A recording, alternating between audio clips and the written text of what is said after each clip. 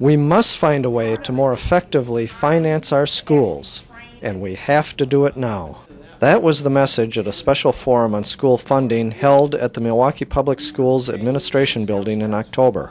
The forum was sponsored by the Milwaukee Teachers Education Association. Parents, citizens, and educators came together to examine options, particularly one being advanced by the School Finance Network, a coalition that includes WEAC. WEAC researcher Jeff Leverage said changing the school funding system is a huge project and that we have to take it step by step.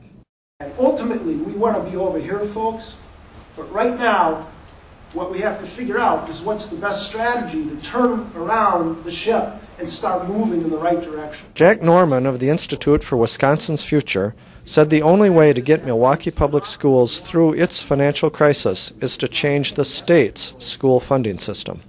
The state school finance system sets the rules by which everything is determined.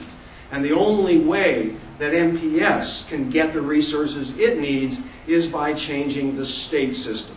It's absolutely critical that instead of all of the blaming and finger pointing that goes on, people going at each other, what we have to do is get everybody on the same page, pointing their finger at the same place, the place where change that matters can take place. We cannot solve Milwaukee Public Schools problems in Milwaukee. It can only be changed by a change in the state system. WEAC President Mary Bell said it is significant that we now have a plan that can be moved forward.